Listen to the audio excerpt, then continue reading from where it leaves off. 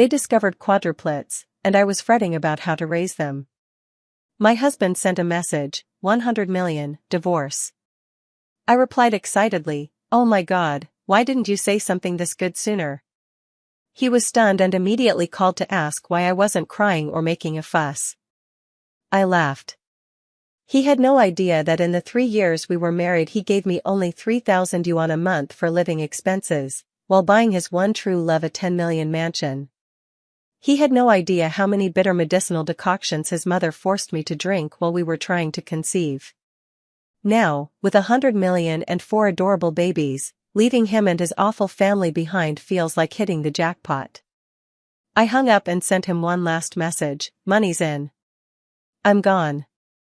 Oh, and one more thing I forgot to tell you, I never loved you." My phone vibrated, and Jason's name leapt onto the screen. I drew a deep breath, pressed the answer key, and casually turned on the recording. His voice came through the receiver, a question laced with suppressed rage, each word squeezed out between his teeth. "Summer, what do you mean? Why aren't you crying or throwing a fit? 100 million still isn't enough for you?" I held the phone a little farther away, so his noise wouldn't contaminate my ears, and so I wouldn't startle the 4 little ones in my belly who had just settled into sleep. Outside, the afternoon sunlight filtered through the Venetian blinds, casting mottled patterns on the polished floor. Tiny motes of dust drifted in the air, and everything felt unreal. I could even hear my own steady heartbeat, thump, thump, strong and measured. "Jason, we're negotiating a transaction, not feelings." I deliberately slowed my speech, making my voice sound flat. "Please transfer the money as soon as possible, don't waste each other's time." That composure infuriated him completely. "Summer. What the hell game are you playing?" He began to swear, his voice hoarse and irritable. "Don't regret this. Without me you're nothing. You think you can find a man better than me?" I laughed, a genuine, light laugh that came from my lungs. "Regret? What I regret most is that 3 years ago I was blind and thought marrying into a wealthy family would buy me security, only to jump from one fire pit into another ice cellar." "Thanks for the reminder," I said, a faint note of sarcasm in my voice. "But I'm about to be a rich woman, does having a man still matter?" There was dead silence on the other end of the line. I could imagine how Jason's handsome face must have been contorted in disbelief. He probably expected me to beg like I had countless times before, to cry and plead for him to stay. Too bad for him, he miscalculated. Ding, a text message alert rescued that tedious standoff. "Dear Miss Summer, your account ending XXXX was credited with 100 million US dollars on X at 1735. The current account balance is 100,003,251 US dollars and 58 cents. That balance of just over 3,000 was all my savings for the past 3 years. At this moment it looked like a gigantic joke."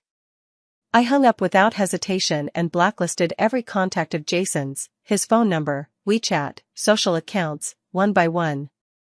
The world fell instantly silent. I immediately dialed another number I knew all too well. "Lily, Plan A is in motion." "Holy shit. Summer. He actually gave you the money?" My best friend Lily's scream nearly shattered my eardrums. 100 million, not a cent less." I walked into the bedroom and opened the suitcase I'd packed long ago. There were no expensive jewels, no designer bags, just a few loose changes of clothes, a thick prenatal report, and a picture book I had published before marriage, The Little Prince for the Lonely Planet. "Everything in this villa belongs to the Liu family, I don't want to take a single thing." I walked into the living room, my gaze sweeping over this house, as empty as a hotel model suite. Every corner was filled with cold, oppressive memories. I remembered my mother-in-law Mylan carrying that bowl of black, bitter medicine, saying in a tone of charity, "Summer, the Liu family has only one line for 4 generations, we're counting on you. This remedy is an ancestral secret recipe I had someone fetch. Drink it while it's hot, and I guarantee you'll have a son." The medicine was bitter and astringent. Once I drank it my stomach churned. I vomited several times, and she had the maid boil another bowl, watching until I finished it before she finally stopped. And my husband Jason, forever wearing that indifferent, arrogant look. My mom only wants what's best for us, just drink it. My mom only wants what's best for us. What an airy, dismissive phrase, as if it could erase all my pain and humiliation. I lowered my head and looked at the 8-carat diamond on the ring finger of my left hand. He had placed it on me himself when we married. It was meant to symbolize the status of Mrs. Liu. But this ring, like him, had no warmth. I tugged it off my finger with force, my knuckles raw and reddened. Then I walked to the huge floor-to-ceiling fish tank in the living room, raised my hand, and the diamond ring, glittering expensively under the light, cut a cold arc and sank soundlessly to the bottom. Along with my marriage, it was buried in the fish's belly. A car horn sounded downstairs. Lily had arrived. I gave one last look at this prison where I'd lived for 3 years, without a trace of reluctance. I gently stroked the slight swell of my abdomen. Within it 4 brand new lives were growing, and they were my entire hope for the future. Babies, Mommy is taking you to a new life. I turned and walked out through the heavy door without looking back. I climbed into Lily's car. She hugged me excitedly. Summer. You're finally free. Let me see, what does 100 million text look like? I handed her my phone. She stared at the long string of zeros and let out a squeal like a prairie dog. I glanced back at the villa shrinking into the night and a real smile tugged at the corner of my mouth. Jason, you thought you were getting rid of a burden. You will never know that what you personally gave up was the entire future of the Liu family, passed down through 4 generations. This game was already lost by you the moment I got the money. Jason probably thought I would hide in some corner and cry, or sink into a life of drunken oblivion once I had the money. So he unhesitatingly threw a lavish, extravagant victory banquet for his moonlight, Eva.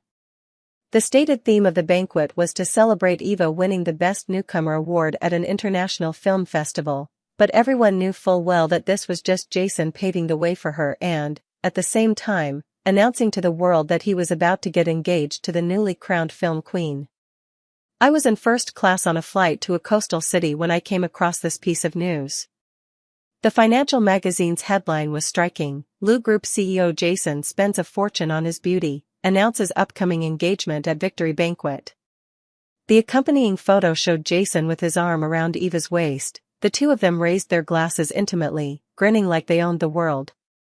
Eva wore a bespoke evening gown, and the diamond necklace at her throat sparkled brilliantly, the same one I had seen in the auction catalog, worth $30 million. And the breakup settlement he gave me after the divorce, $100 million, sounds like a lot, but compared to the way he squandered fortunes on his white moonlight, what is it really? The irony is, during those 3 years of marriage he only gave me 3,000 yuan a month for living expenses, grandly calling it to keep you in the good habit of thrift. I looked at the photo of him, so vigorous and confident, and felt nothing. Indeed, I almost wanted to laugh. The flight attendant came over gently and covered me with a blanket. Miss Summer, the plane is about to land. Please fasten your seatbelt. The car you reserved is waiting at the airport VIP entrance. Thank you. I smiled at her and nodded. Yes, I used Jason's money to book the highest level of care for myself. The moment I stepped off the plane, I was taken straight to the most exclusive private maternity hospital in Binhai City. The place was private and discreet, the service attentive, and the attending physician was an industry authority I had hired through a headhunter at great expense, James. He was in his 30s, wore gold-rimmed glasses, looked genteel and refined, and his tone of voice always had a calming effect. Miss Summer, you and the babies are all very healthy. It's rare for quadruplets to be in such good condition. What you need to do now is relax and keep a good mood. He looked at the ultrasound images, a professional smile on his face. I lay on the soft hospital bed, feeling the warm, humid air of this unfamiliar city, my whole body loosening. At the same time, 1,000 miles away at the celebration banquet, Jason's assistant was quietly reporting to him. Jason, all of Miss Summer's social accounts have been deleted. The premarital apartment under her name was transferred yesterday. She has disappeared completely. I can picture the scornful smirk twitching at Jason's mouth when he hears that. He would surely say to Eva in his arms, "See, she's just throwing a tantrum." Took the money and ran. Women are all the same. Eva would curl up like a docile kitten, nestling against him and cooing, "Jason, let's never mention her again, okay? She only spoils our mood." Yes, to them this ex-wife of mine is nothing more than an insignificant interlude. They revel in the admiration and blessings beneath the spotlights, celebrating their hard-won love. Following Dr. James's advice, I checked straight into the top postpartum care center next to the hospital and signed a care contract for 6 months. Then, with a small portion of the money, I assembled a professional team. There was a top lawyer to handle any legal disputes that might arise with the Liu family. An experienced financial advisor took that $100 million and arranged a prudent yet efficient asset allocation, ensuring that my children and I would never want for food or clothing. With the remainder, I bought a small villa with a garden on the most beautiful coastal road in Binhai City. I hired a renowned designer and transformed it into a home full of sunlight and childlike whimsy. Everything was proceeding in an orderly fashion. I picked up my paintbrush again, a skill that had been almost abandoned since I got married. I registered a new social account called Life of the Mom of 4 and began serializing a warm comic about a single mother and her 4 little ones. I didn't play the victim, I simply recorded the bits and pieces of pregnancy, those subtle joys and anticipations. The warm, healing art style quickly drew the first group of followers. They left comments under the post, "The artist painted such warmth. So jealous, quadruplets, no less. Single mom, you've got to keep going." When Lily came to see me and watched the numbers in my investment account ticking up every day, she was jaw-droppingly astonished. "Summer, you are an absolute business genius. If Jason knew you used his money to pull off so much, would he be furious enough to spit blood?" I rubbed my ever-growing belly, feeling the occasional movements of 4 little lives within, and a profound calm and strength washed over me. "He won't know," I said lightly. "In his eyes, I'm just a stupid woman who takes the money and leaves. The more he looks down on me, the more my future retaliation will catch him off guard." Late at night I stand on the villa's terrace, watching the tiny fishing lights on the horizon. The sea breeze plays through my long hair, carrying a salty tang. I no longer have to watch anyone's face, no longer have to drink those bitter medicinal soups, no longer have to face a husband who will never come home. This freedom makes me feel richer than that 100 million ever could. Jason, Eva, your celebration dinner was nothing more than a trivial background note in the overture of my rebirth. Eva's dream of marrying into the Liu family didn't go as smoothly as she imagined. Life as a wealthy socialite is far more than swiping cards and attending parties. She quickly learned the fierceness of my mother-in-law, no, it should now be former mother-in-law, Mylan. That day, Eva had just maxed out the supplementary card Jason gave her. She came home carrying 7 or 8 Hermes bags and bumped straight into Mylan, who had just come back from a spa. Mylan glanced at the orange boxes. There wasn't a trace of approval in her eyes, only scrutiny and criticism. "Miss Eva, the Liu family doesn't keep idlers. What's the point of only knowing how to spend? The most important thing for a woman is still to bear a son." She said it with that sarcastic edge, exactly the same tone I heard when I first entered this house. Eva's smile froze on her face. She had assumed Jason's favoritism would let her walk all over the Liu family, forgetting who the real lady of this house was. At the dinner table the atmosphere grew even more peculiar. Mylan had the housekeeper bring out a bowl of blackish medicinal broth, indistinguishable from the one I'd had before. "Eva, this is the ancestral secret recipe I specifically procured for you. It's good for your body and makes it easier to conceive." Mylan smiled with a look of benign affection, as if that bowl were some ambrosia. Eva stared at the steaming, oddly scented medicine, her stomach churning. Her face changed on the spot. She looked at Jason with injured eyes, hoping he would come to her rescue. Jason paused mid-reach for a dish, a flash of impatience crossing his face. He put down his chopsticks and soothed, "Mom only wants what's best for us. Just drink it." Those words again. The exact same words, he said them to me 3 years ago too. Eva couldn't hold it together on the spot, tears welled up in her eyes. Jason, didn't you say your mother is very open-minded? Was she like this with Summer before? If she hadn't mentioned me it would have been fine. The moment she brought me up, Jason's expression darkened instantly. Involuntarily, images from those past years flashed through his mind, me silently picking up the medicine bowl and obediently drinking it all in one go. Never a complaint, and never anyone making him feel embarrassed in public like Eva did. A strange irritability welled up in his chest. For the first time, he thought Eva's tears were somewhat blinding. Enough, stop making a scene. He ended the topic with a harsh tone. That night, Eva and he had a huge fight in the bedroom.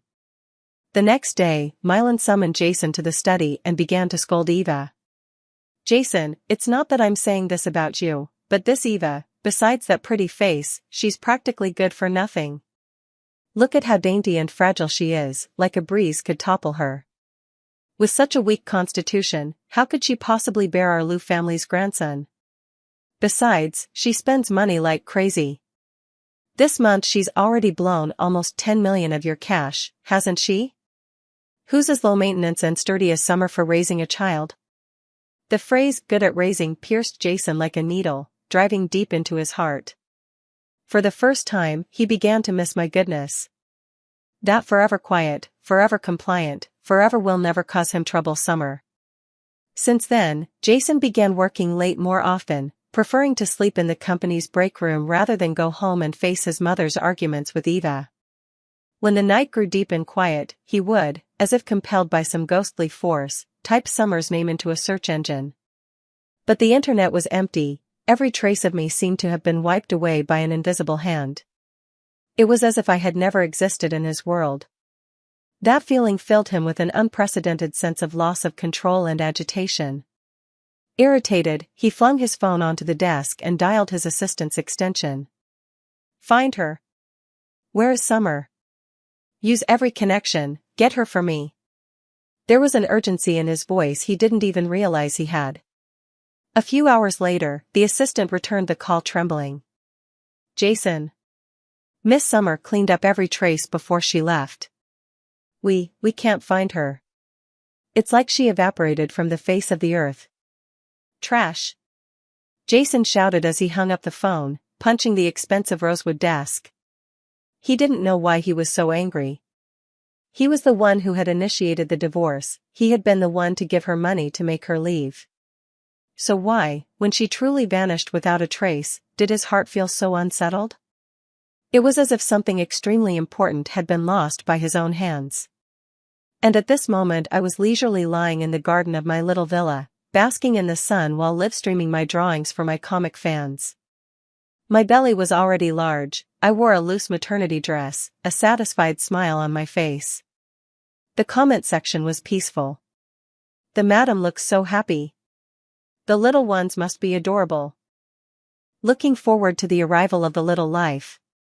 I looked at those warm messages, felt the interactions of the 4 little ones in my belly, and my heart was filled with an unprecedented calm and joy.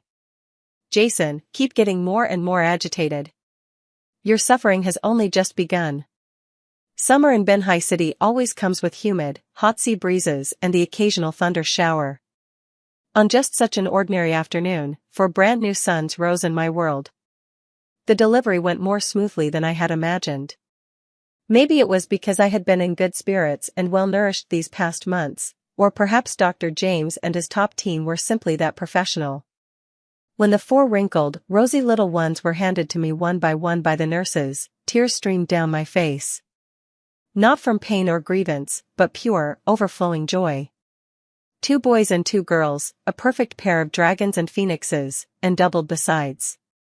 This was the beginning of my new life, it was everything in the world I would know from then on. Lily stood beside us, so excited she was laughing and crying, holding her phone and wildly snapping photos of the babies. Oh my God, Summer. You are literally the luckiest person alive. This is amazing. She painstakingly selected 9 pictures, 4 babies lying side by side in the crib, one of me holding one of them with a face full of maternal glow, and another of the 4 tiny footprints. She excitedly captioned them, "Congratulations to my most badass bestie on acquiring 4 human infants." The single rich woman's peak of life officially begins. Then she hit send and shared them to her feed. She blocked everyone who might be connected to the Liu family, but she overlooked one potential crisis. A mutual friend who was on good terms with both of us, but wasn't aware of the details of my divorce, saw that post. She was stunned by the spectacular scene, and, amazed, she took a screenshot and sent it to a wealthy wives group she belonged to. Sisters, look who just had quadruplets. Incredible. What kind of divine genes are those? Very unfortunately, Eva was in that group. She was at the time showing off to a few fake friends the new limited edition watch Jason had just bought her. The photo that suddenly popped up on her phone screen froze the smile on her face instantly. She recognized at a glance the woman in the picture, a little haggard but with her eyes and brows full of happiness. It was me. The background of the photo was a VIP ward in a hospital. On the baby cot beside me, 4 tiny swaddled infants lay neatly in a row. Quadruplets. Eva's heart felt as if an invisible hand had clenched it tightly, leaving her barely able to breathe. Her hand holding the phone was trembling. At that moment, Jason was in the study, on a multinational video conference with directors from the overseas branch. Eva didn't think twice, she pushed the door open and barged in. Jason, look. Look at this. She thrust her phone toward him, her voice sharp and panicked. Jason, interrupted at a crucial moment, wore an expression of displeasure. What's all the fuss about? He glared at the phone screen with impatience. With just one glance, it was as if all the blood in his body froze at once. On the screen was my smiling face as I held a newborn. That smile was so real, so blindingly bright, a radiance he had never seen on my face. Beside me were 4 tiny cribs. Quadruplets. His pupils contracted violently, his breath catching as if it had stopped.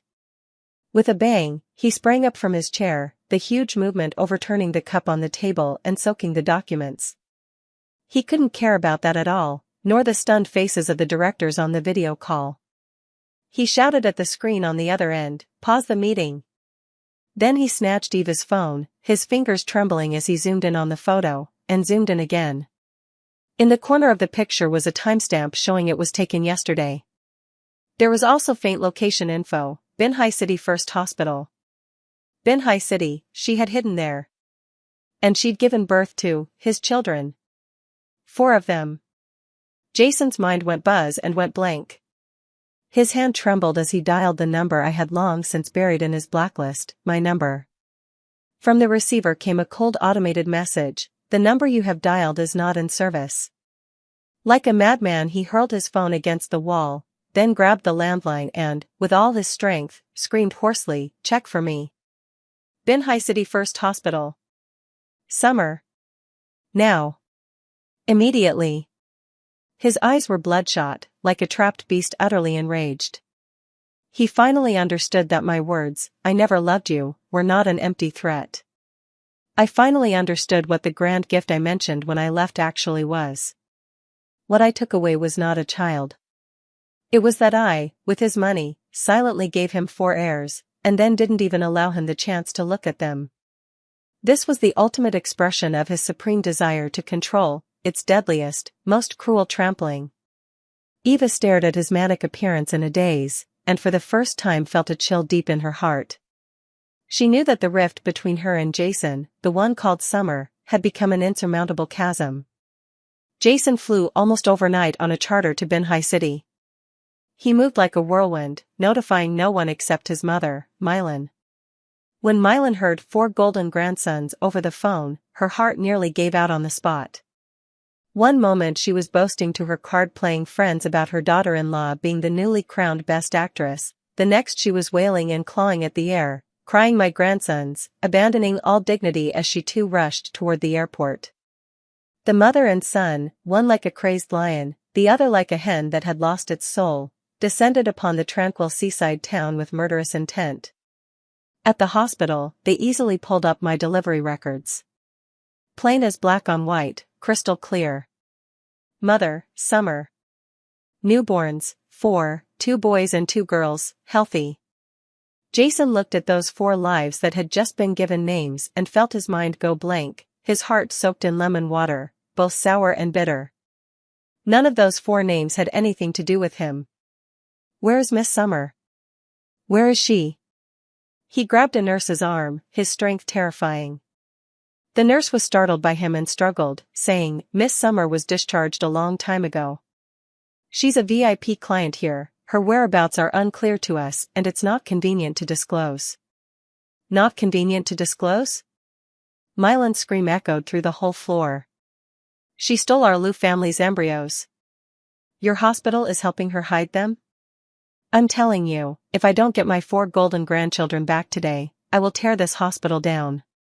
As she spoke, she truly behaved like a shrew. She plopped down on the hospital's polished marble floor, began to throw a tantrum, rolling and beating her thighs as she wailed. Where is justice? The grandson I waited for with so much hardship has been stolen by that she-fox. She's a fraud. She took 100 million from our family and stole my precious. People quickly gathered around to gawk, phones raised, cameras snapping wildly at her. A wealthy mother-in-law searching the hospital for her grandchild, a billion-yuan breakup settlement. Such explosive topics quickly fermented online and soon shot to the trending list. Jason watched his mother in that abhorrent spectacle, feeling his face burn with shame.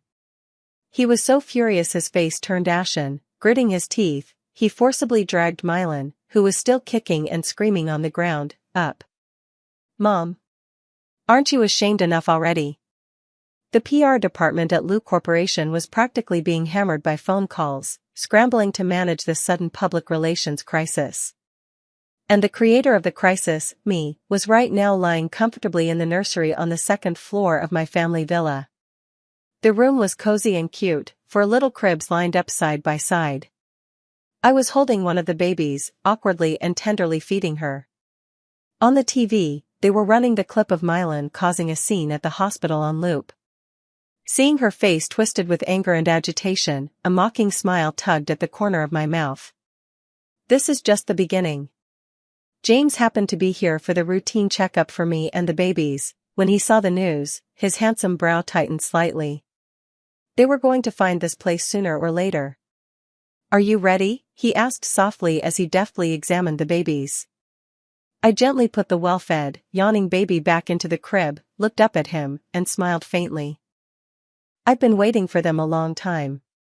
There was no panic in my smile, only the confident calm of someone orchestrating every move. As expected, Jason mobilized every contact and connection he had and began a citywide search for my whereabouts. Before long, the entire high society of Binhai City knew. The Liu family's CEO from the capital was going mad, searching desperately for his ex-wife and their 4 newborn children. He was like a beast trapped in a cage, furious, violent, and yet powerless. For the first time he tasted the frustration of holding billions in wealth yet not even being able to see his own children. This feeling made him more miserable than the company losing billions. He began to lie awake night after night, replaying the photo of me holding the child over and over in his mind. My smile, like the sharpest blade, was slowly, deliberately flaying his heart. He regretted it. He regretted it down to his guts turning green. But he didn't know that from the very beginning, the initiative in this cat-and-mouse game had been firmly in my hands.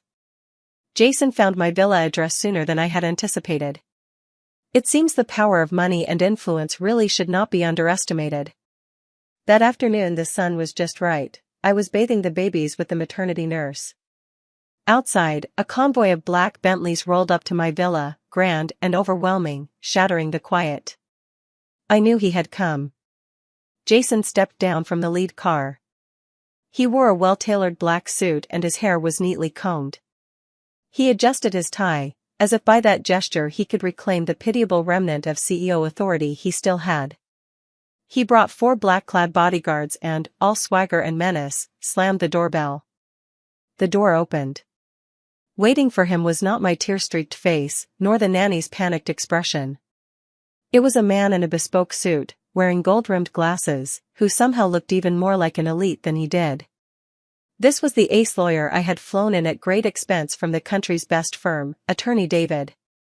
A professional smile on his face, David handed over a document with polite courtesy. "Good afternoon, Mr. Jason. Miss Summer asked me to deliver these to you. One is the receipt for a restraining order application, and the other is a legally binding personal statement." Jason didn't even look at the documents, he swept them aside with one hand, scattering paper across the floor. His eyes were bloodshot as he stared fixedly into the room, his voice hoarse as he roared, "Let Summer out. That's my child. What gives her the right to keep me from seeing her?" His voice was so loud that the birds in the garden flapped their wings and flew away in alarm. I cradled one of the babies, just bathed and wrapped in a soft towel, and slowly stepped in front of the floor-to-ceiling window on the second floor. Sunlight fell on me, forming a gentle halo. From above I looked down at the man below, raving and desperate, the man who had once been my husband. His face was written with unwillingness, anger, and a remorse so deep he himself had not yet recognized it. I saw him. He saw me too. Our eyes met across a distance of over 10 meters, the air seemed to freeze. I formed a mouthful of words toward him, slow and clear, "Get out." His body convulsed as if that single word had stabbed straight into his heart. He trembled with anger, pointing at me but unable to utter a single word. The bodyguards behind him took the cue and tried to force their way in.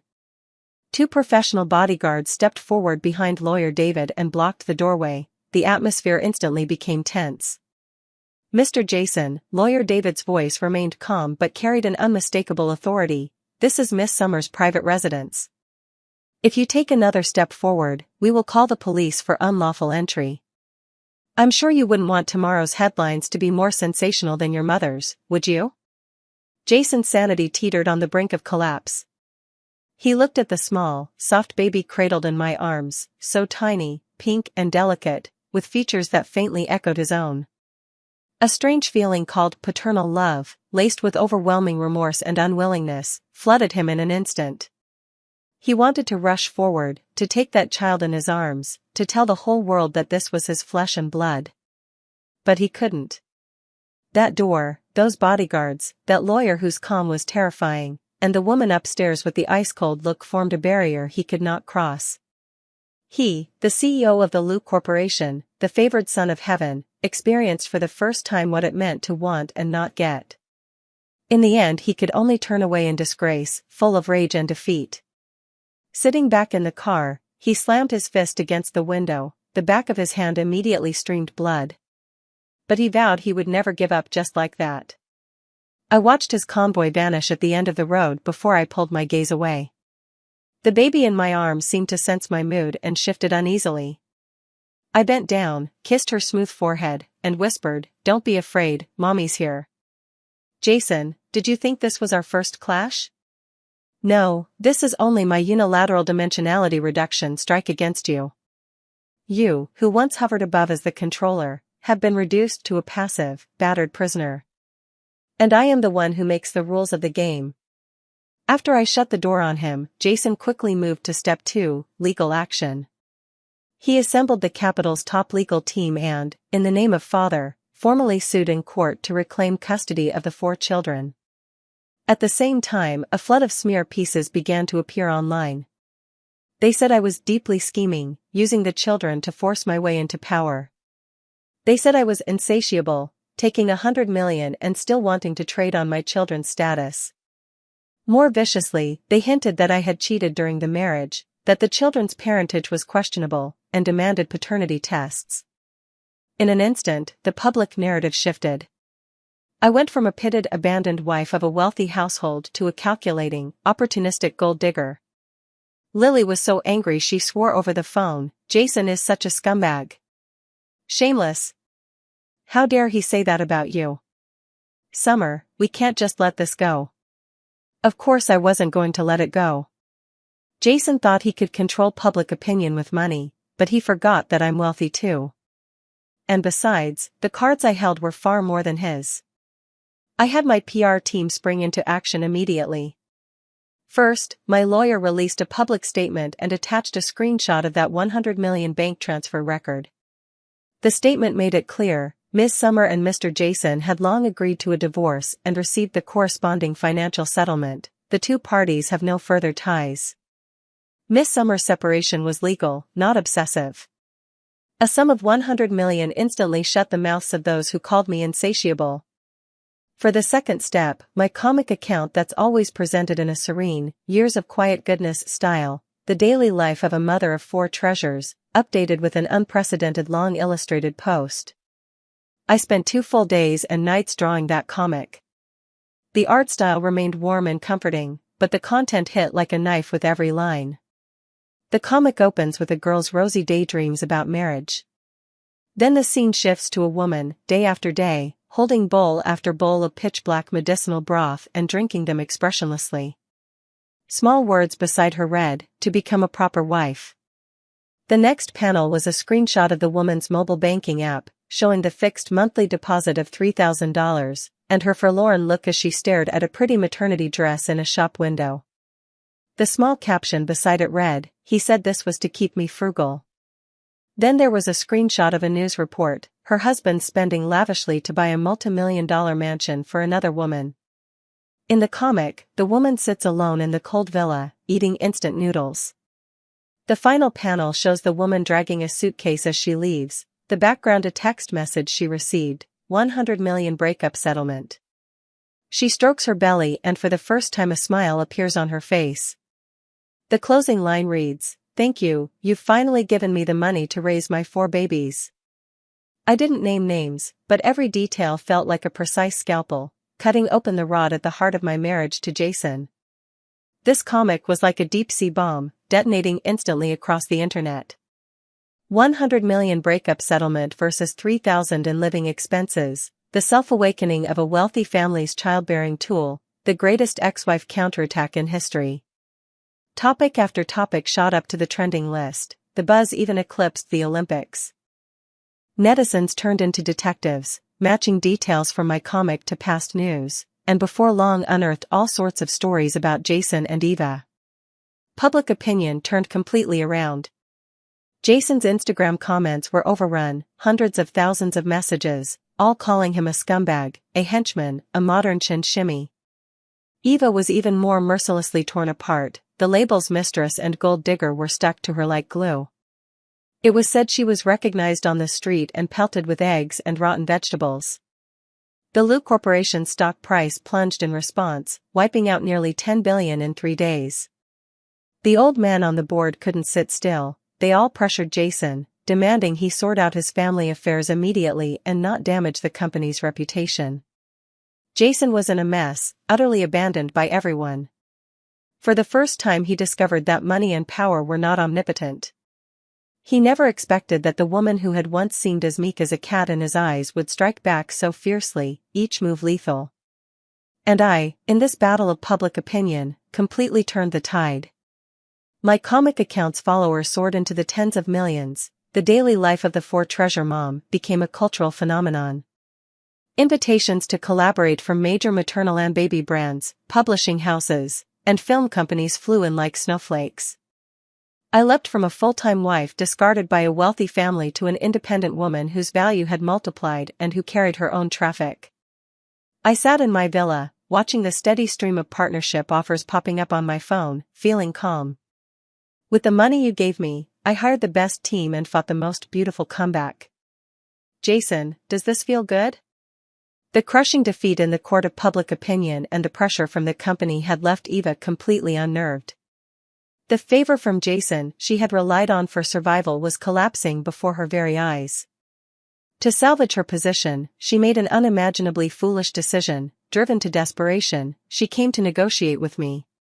She must have shaken off the bodyguards Jason had sent to protect her, and came alone to my villa.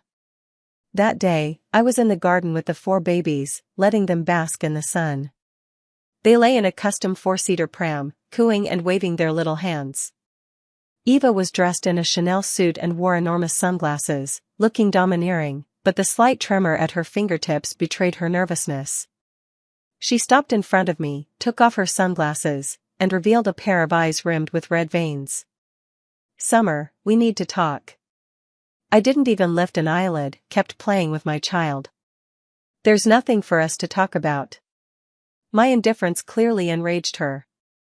She pulled a check from her bag and, like a villainess in a soap opera, slapped it onto the stone table beside us with a sharp smack. Here's 50 million. Leave Benhai City and never show your face again. As for the child. She paused, a gleam of greed and cruelty flashing in her eyes. Give the child, hand over one, consider it your final contribution to the Liu family. I finally looked up, regarding her as if she were the punchline of the biggest joke. 50 million? Eva, have you forgotten I have 100 million in my hands? Do you think I need your 50 million? You. Her face flushed the color of pig's liver in an instant. Don't get smug. Do you think you've won? Jason loves me. You're nothing but a tool for making babies. He's nice to you now only because of those 4 little bastards. The word bastards wiped the smile off my face at once. I rose slowly, my gaze turning cold. Eva, you can eat recklessly, but you can't speak recklessly. My children are precious. Not like some people who can't even have children if they wanted to. That sentence hit Eva's sore spot exactly. She'd been with Jason so long and there had been no sign of a pregnancy, a fact Mylan looked down on her for more than anything.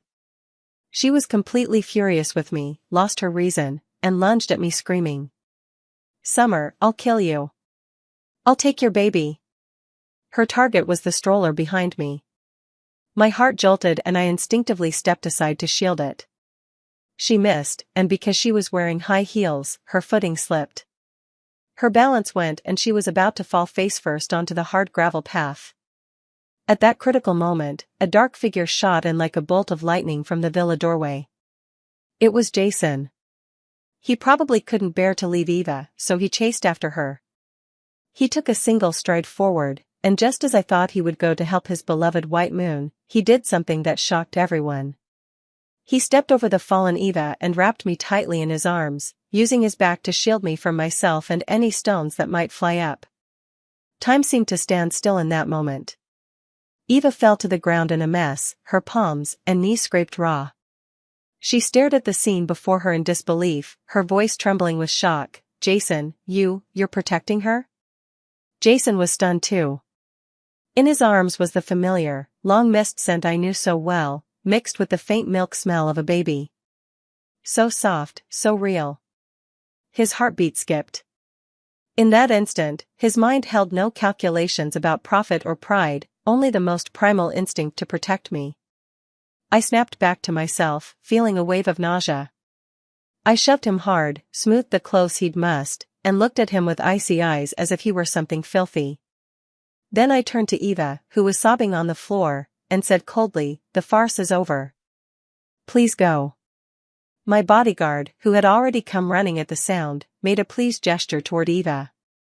Jason looked at the cold, resolute look in my eyes and felt as if something had been driven hard into his chest, a sharp, piercing pain. He wanted to explain, wanted to say something, but my gaze did not linger on him for even a second. He watched Eva being escorted out of the garden, then glanced at the indifferent profile of my face, and for the first time felt a bone-deep helplessness. His instinctive act of protection had not moved me in the slightest. Instead it exposed the wavering and remorse inside him. And that wavering was a fatal blow to his relationship with Eva. To me, however, it was just another thrilling high point in this grand revenge spectacle. Your regret comes too late, Jason. To me, it's worthless.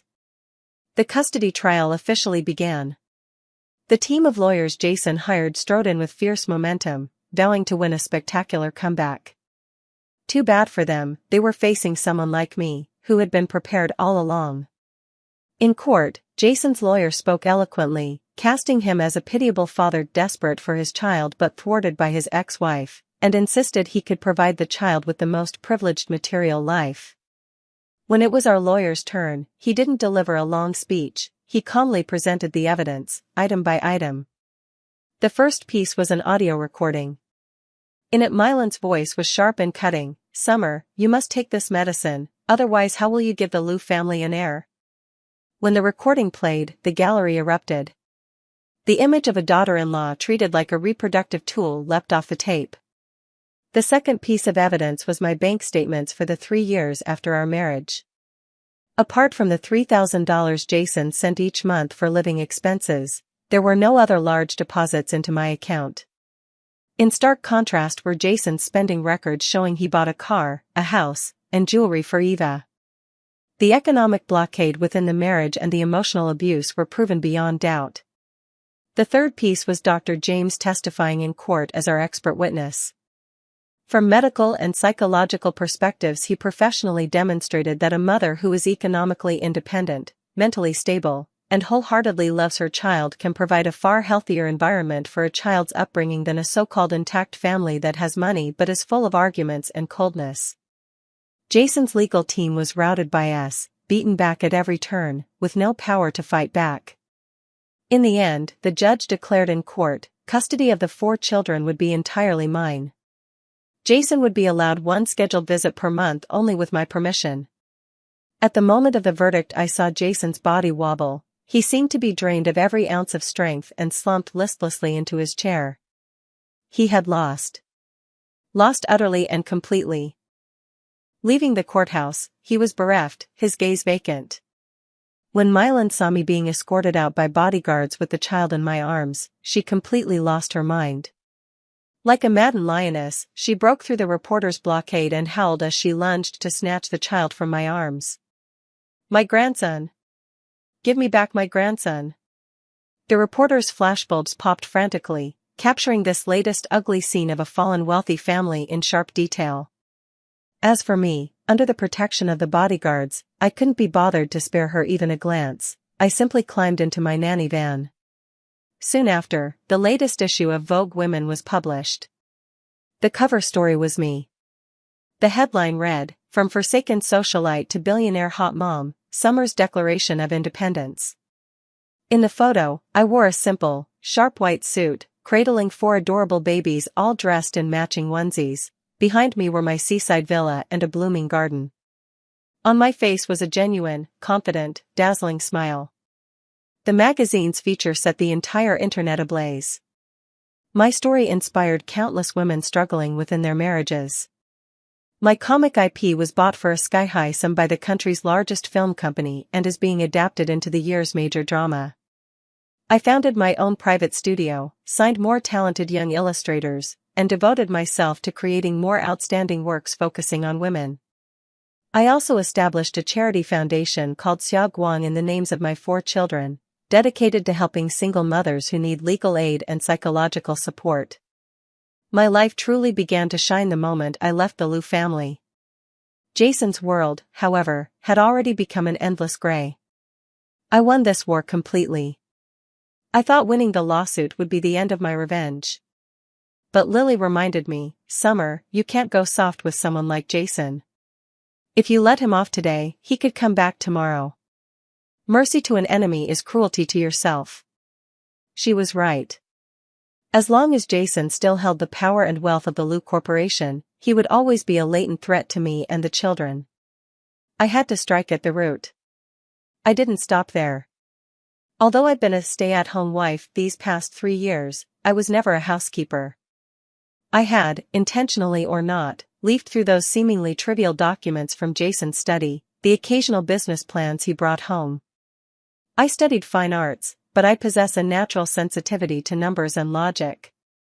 I compiled, one by one, the evidence that he had used his position within the company during his marriage to embezzle funds for Eva to buy mansions, jewelry, and luxury goods.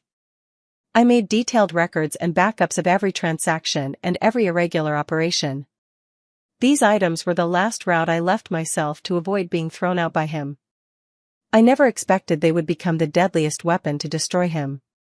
I packaged this thick stack of evidence anonymously. One set was sent to the largest shareholders of the Liu Corporation, and another was delivered directly to the tip line of the tax authorities and the Economic Crime Investigation Unit. The bomb I had buried long ago had finally reached the moment to be detonated. The board of Liu Corporation was already extremely displeased with Jason because of the plunging stock price and the public relations crisis. This piece of black material falling from the sky became the last straw to break the camel's back. An internal investigation targeting Jason was swiftly launched. At the same time, the tax authorities and the Economic Crime Unit formed special task forces. Embezzlement, misappropriation of public funds, tax evasion, each charge was enough to damn him forever. Jason was suspended from all positions within the group and expelled from the business empire he had built with his own hands. His assets were frozen, the so-called friends who had once circled him scattered like birds and beasts.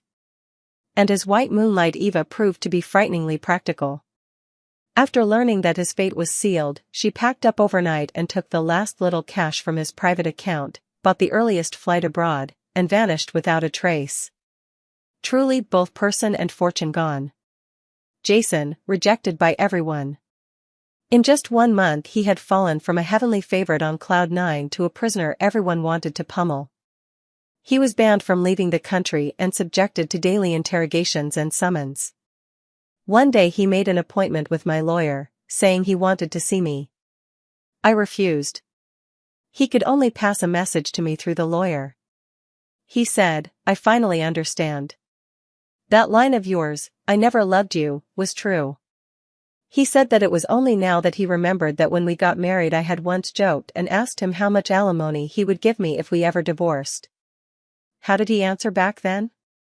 He seemed to have scoffed and said, "In this life, you will never have the chance to leave me."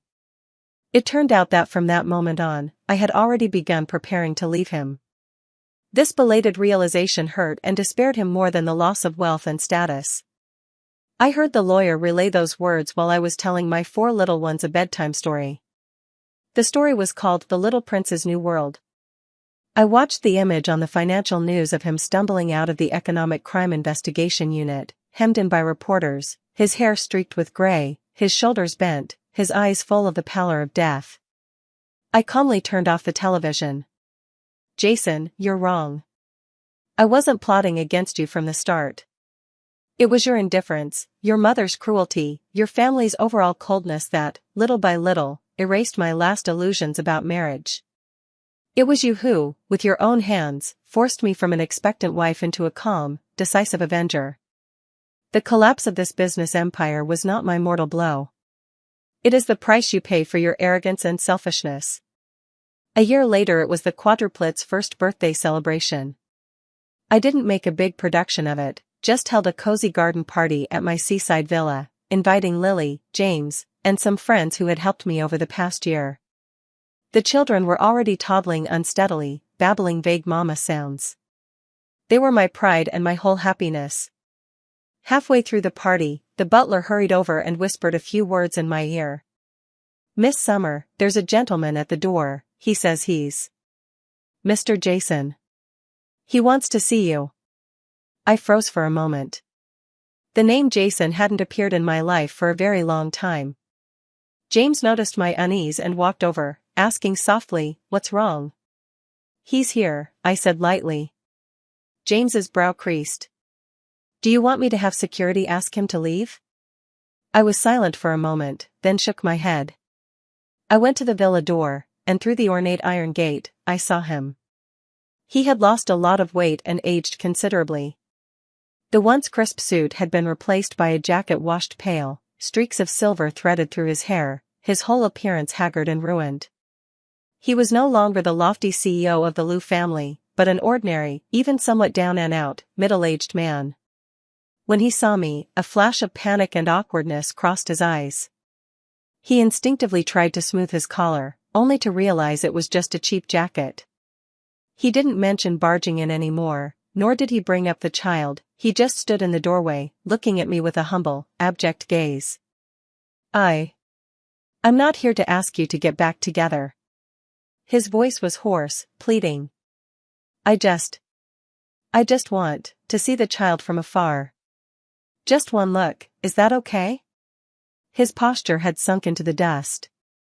I looked at him, in my heart there was neither hatred nor love, only a calm, hollow void. I thought for a moment, then turned to the maternity nurse beside me and said, "Bring a sleeping baby over." The nurse quickly came out holding a baby wrapped in a small blanket.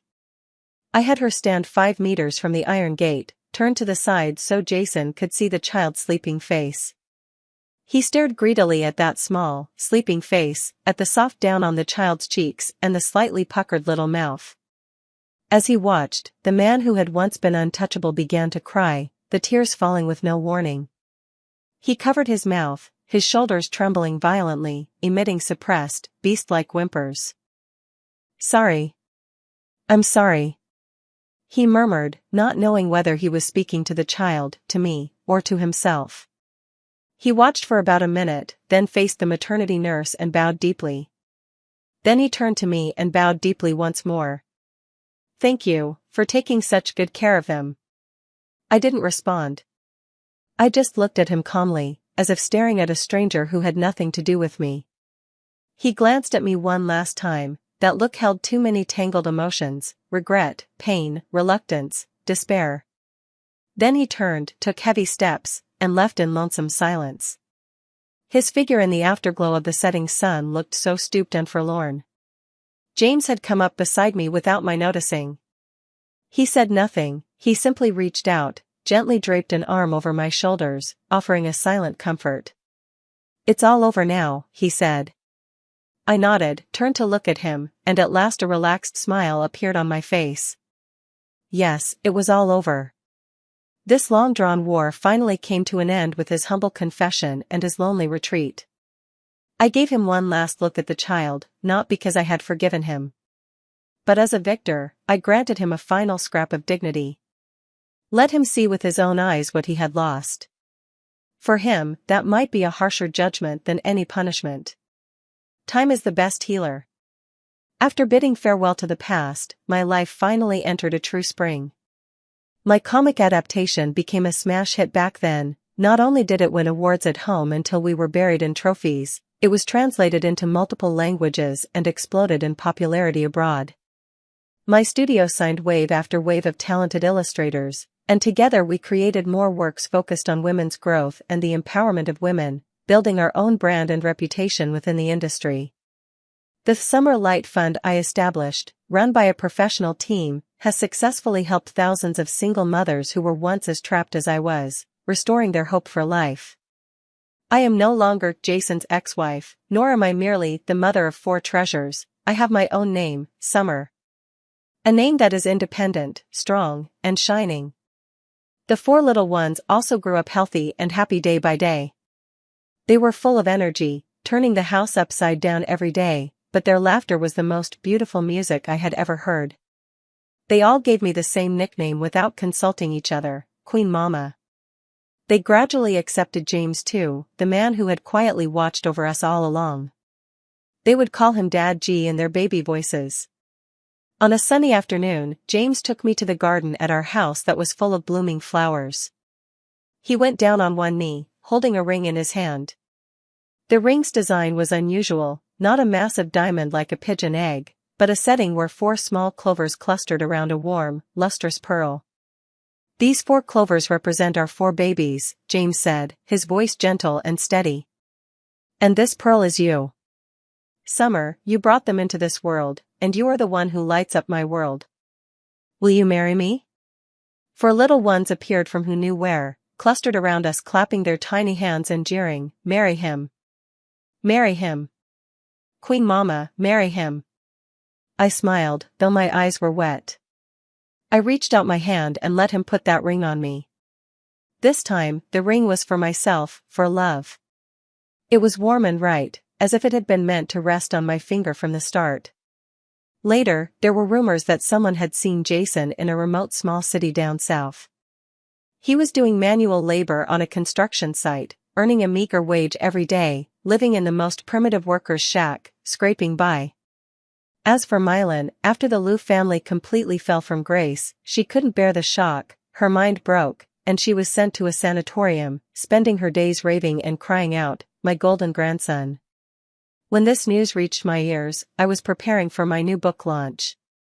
At the launch, a reporter asked sharply, "Miss Summer, how do you view your past? Especially that man, the ex-husband who gave you your first pot of gold?" The entire hall fell silent in an instant, every camera was aimed at me. I held the microphone, smiled calmly at the lens. "Thank you for that 100 million, it was my ticket into a new world. I'm grateful that with that pass I created a brand new, better world for myself. As for the person who bought the ticket, I paused, the smile at the corner of my mouth deepening. To me he was nothing more than a generous passerby. In my world, there has long been no place for him. From the audience came thunderous applause. I looked toward the front row. James sat there with the 4 little ones, his gaze on me soft and full of warmth. Sunlight poured in through the floor-to-ceiling windows, warm and bright. I knew, this was the happiness I wanted. A kingdom of joy I had built with my own hands, one no one could ever take from me.